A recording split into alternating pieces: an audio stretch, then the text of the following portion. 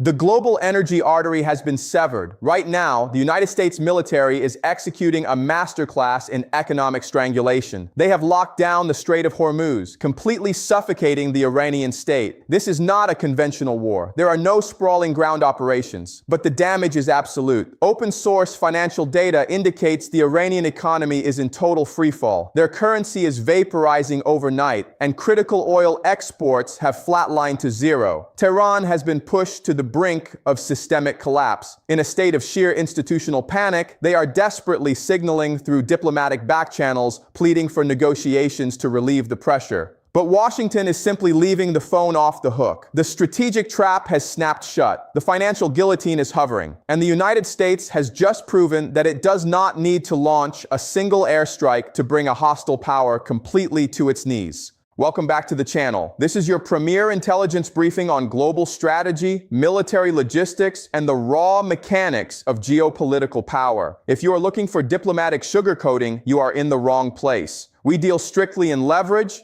deterrence, and hard data. Today's dossier covers a seismic shift in the Middle Eastern power dynamic. The geopolitical chessboard is fracturing, and we are tracking every tactical movement in real time. Prepare for a deep dive into the operational reality of the Hormuz chokehold and what it means for the global balance of power. To understand the absolute magnitude of this operation, you have to look closely at the map. The Strait of Hormuz is the central jugular vein of the global energy market. At its narrowest point, it is barely 21 miles wide. For decades, Tehran has used this highly vulnerable choke point as its ultimate bargaining chip, continuously threatening to close it whenever Western pressure mounted. Now, Washington has completely flipped the script. The United States has weaponized the geography of the strait against the very nation that claimed to control it. Let us examine the military hardware enforcing this quarantine. This is not a porous, half-measure embargo. The United States Fifth Fleet has established an impenetrable wall of steel and silicon across the waterway. We are tracking the deployment of a full carrier strike group anchored by a Nimitz-class nuclear-powered supercarrier. Surrounding this floating fortress is a multi-layered shield of Arleigh Burke-class guided missile destroyers, executing aggressive surface warfare patrols. Above them, F-35C Lightning IIs and F/A-18 Super Hornets are running continuous combat air patrols, dominating the regional airspace. Add to this the silent presence of Virginia-class fast-attack submarines prowling beneath the surface, and you have total spectrum dominance. Meanwhile, P-8A Poseidon maritime patrol aircraft are painting the entire Persian Gulf with advanced radar, tracking every single vessel that so much as turns its engines on. The operation is surgically precise. The U.S. Navy is not randomly sinking commercial ships. They are executing aggressive, highly coordinated maritime interception operations. Every tanker suspected of carrying illicit Iranian crude, specifically the infamous shadow fleet of off-the-books vessels, is being visually identified, tracked, and warned off. We are seeing the deployment of advanced artificial intelligence and space-based synthetic aperture radar. The Pentagon is fusing satellite imagery with automated identification systems to strip away the anonymity of the shadow fleet. They cannot hide. If they try to turn off their transponders, military satellites flag the dark targets instantly. If a vessel refuses to change course, board and search protocols are initiated. According to maritime shipping trackers, the insurance premiums for vessels entering Iranian territorial waters have skyrocketed to impossible heights. Commercial shipping lines have completely abandoned the sector. The Ghost Fleet has been grounded. The domestic fallout for Tehran is nothing short of catastrophic. Open-source financial monitors are reporting that the Iranian rial has absolutely cratered against the U.S. dollar, losing a massive percentage of its remaining value in a matter of days. This is not simple inflation. This is a hyperinflationary shock. The state is suddenly unable to subsidize basic domestic goods. Supply chains inside the country are freezing up entirely. When a nation's central bank is abruptly cut off from its only source of foreign currency, the state apparatus begins to consume itself from the inside out. Look at the physical infrastructure. Iran's primary oil export terminal at Karg Island is essentially a ghost town. Because tankers cannot breach the U.S. naval blockade, Iranian oil production has nowhere to go. Storage facilities across the country country have hit maximum capacity. You cannot simply turn off an active oil well like a household faucet. The pressure builds and the logistics network buckles. According to recent assessments from energy analysts, the forced shut-ins of these aging oil fields could cause permanent geological damage to the reservoirs. Even if the blockade were lifted tomorrow, their production capacity has sustained critical long-term degradation. With nowhere to store the crude and no way to export it, the entire energy sector is being forced into an emergency shutdown.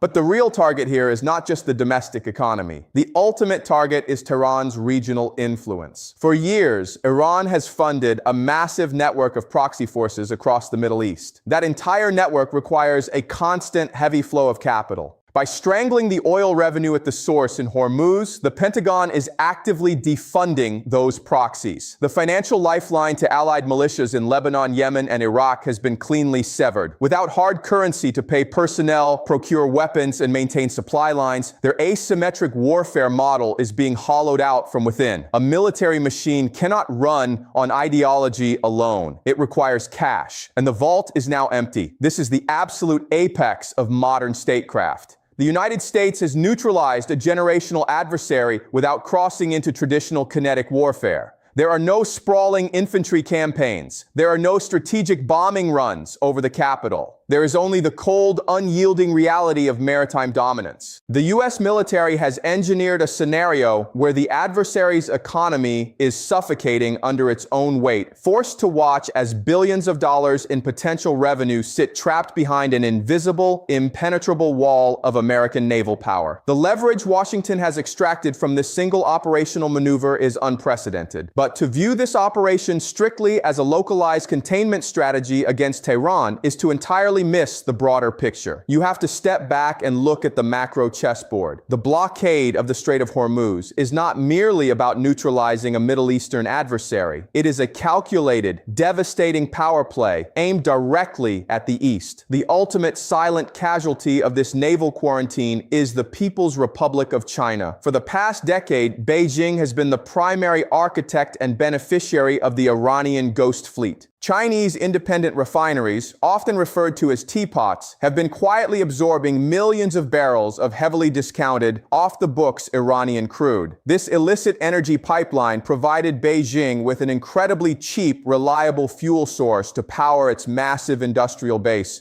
completely bypassing Western financial systems. It was a massive structural advantage, but with a single sweeping naval deployment, Washington has violently severed that pipeline. The United States has weaponized the global energy supply chain to corner its greatest strategic rival. The fallout in Beijing is severe. According to global energy analysts tracking maritime transit routes, the sudden disappearance of discounted Iranian crude has forced Chinese state-owned enterprises and independent refiners into a state of sheer panic. They are now being pushed out into the open market, forced to purchase energy at maximum premium prices. This immediate price shock is draining their foreign currency reserves at an alarming rate. It forces the Chinese state apparatus to dip into its strategic petroleum reserves much faster than anticipated. And fundamentally, it exposes a massive, glaring vulnerability in Beijing's grand strategy. China is entirely dependent on maritime energy imports, and the United States Navy just proved, without a shadow of a doubt, that it holds the master valve. This is the ultimate demonstration of hegemonic control.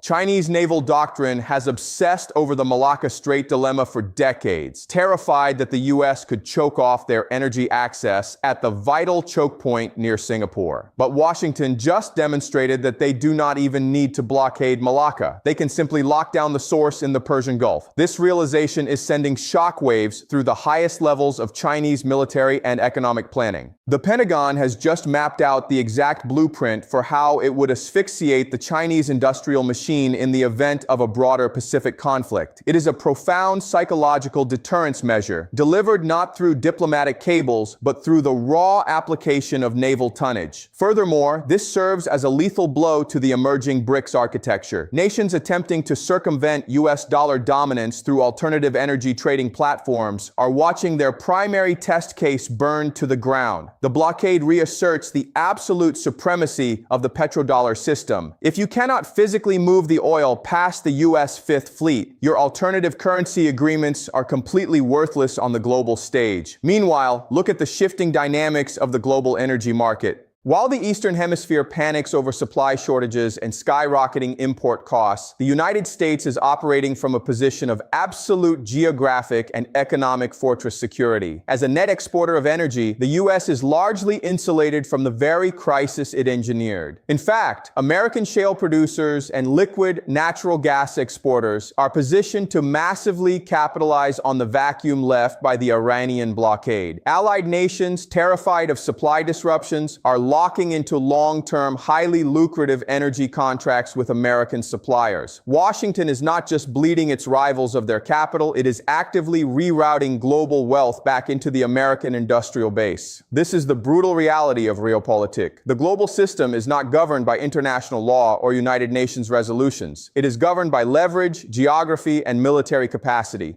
By dropping an iron curtain across the Strait of Hormuz, the United States has successfully engaged in a multi-theater economic offensive from a single geographic choke point. They have starved an aggressive regional adversary in the Middle East, while simultaneously inflicting critical structural financial damage onto a superpower rival in the Indo-Pacific. It is a masterstroke of grand strategy, forcing the rest of the world to fundamentally acknowledge who truly controls the arteries of global trade. Let us shift focus to the diplomatic theater, where the true desperation of this crisis is unfolding. Inside the halls of power in Tehran, the initial bluster and defiant rhetoric have completely evaporated. The regime has suddenly realized the fatal flaw in their grand strategy. For years, they believed they could push the United States to the edge, confident that Washington's fear of a broader regional war would always prevent a decisive response. They miscalculated. And that miscalculation is now threatening the very survival of their state. The economic asphyxiation is forcing a rapid, terrified pivot. According to regional diplomatic sources and leaked intelligence assessments, the traditional back channels are currently flooded with frantic communications. The switchboards in Muscat and Doha, the historic mediators for this shadow conflict, are practically melting down. Tehran is desperately signaling for an off-ramp. They are utilizing Swiss intermediaries. They are sending urgent classified messages through Omani diplomats. They are practically begging for a seat at the negotiating table. The offers being transmitted behind closed doors are unprecedented. Intelligence points to Tehran being willing to immediately freeze proxy operations, halt all maritime harassment, and even heavily cap their nuclear enrichment programs. They are offering everything short of total, unconditional surrender just to get the oil flowing again. They are looking for a ceasefire. They are looking for a deal. But here is the brutal reality of the situation, and it is a masterclass in modern geopolitical leverage. The United States is not answering the phone. Washington has deployed the most terrifying weapon in its diplomatic arsenal: intentional, deafening silence. There are no counteroffers being drafted at the State Department. There are no emergency summits being convened in Geneva or Vienna. The Pentagon and the White House have established the financial guillotine, and they are simply letting it hang there. This is the absolute essence of realpolitik. When you have your adversary completely trapped, when their economy is bleeding out and their operational capacity is degrading by the hour, you do not throw them a lifeline. You do not negotiate from a position of overwhelming systemic strength just to secure a temporary tactical pause. You let the pressure cook. This strategic silence is driving the Iranian leadership into a state of sheer institutional paranoia. They are accustomed to a transactional relationship with the West, a constant, predictable cycle of escalation and de-escalation. But Washington has broken the cycle. By refusing to engage, the United States is intentionally denying Tehran any predictability. The regime has no idea what the ultimate American demands are, because the Americans are not stating them. The U.S. is simply watching the Iranian state consume itself. Every single day that the Fifth Fleet maintains the blockade, Tehran loses tens of millions of dollars in unrecoverable revenue. Every single day, domestic instability rises. Time is the ultimate weapon, and Washington owns the clock. This sustained, merciless pressure is aggressively fracturing the internal cohesion of the Iranian state. We are tracking unprecedented friction between the hardline military factions and the pragmatic political class.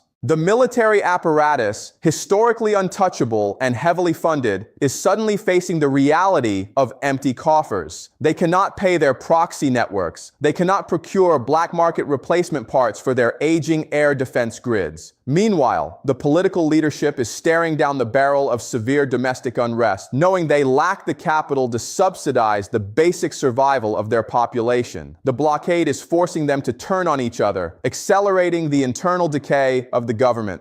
The strategic objective here goes far beyond a simple return to the status quo. The United States is holding out for generational concessions. They are not interested in a temporary freeze on a centrifuge or a 60-day pause in proxy attacks in the Red Sea. By pushing the Iranian economy to the absolute brink of systemic failure, Washington is engineering a scenario where the regime must eventually make a binary choice. Either face total state collapse or permanently dismantle their asymmetric warfare architecture. The U.S. wants the total defunding of allied militias. They want the ballistic missile facilities shuttered. They want an unconditional, verifiable retreat from the regional chessboard. And until that breaking point is reached, the strategy remains cold and unyielding. In traditional diplomacy, it is often said that you must always build a golden bridge for your enemy to retreat across. You give them a way out to avoid a desperate, cataclysmic response. But the United States has looked at the map, assessed the heavily degraded state of the Iranian military apparatus, and decided to blow up the bridge entirely. They have boxed the adversary into a corner with no diplomatic exit and no military solution. The blockade is not a negotiating tactic. It is a geopolitical quarantine. The message being sent from the deck of those aircraft carriers is unmistakable. There will be no talks. There will be no relief. And there will be no mercy until the capitulation is absolute. And while the world's attention is entirely consumed by the financial strangulation in the Persian Gulf, a secondary massive deployment is quietly unfolding on the other side of the planet. Do not make the mistake of thinking the United States military is stretched thin. We are currently tracking the abrupt forward deployment of a B-1B Lancer bomber task force. They have just touched down at Andersen Air Force Base in Guam, effectively placing the entirety of the South China Sea within their immediate strategic strike radius. This is not a routine training exercise. This is a deliberate, highly visible muscle movement designed to establish a second front of deterrence. The Pentagon is sending a crystal clear message directly to Beijing and Pyongyang. Do not mistake our focus in the Middle East for a vulnerability in the Indo-Pacific.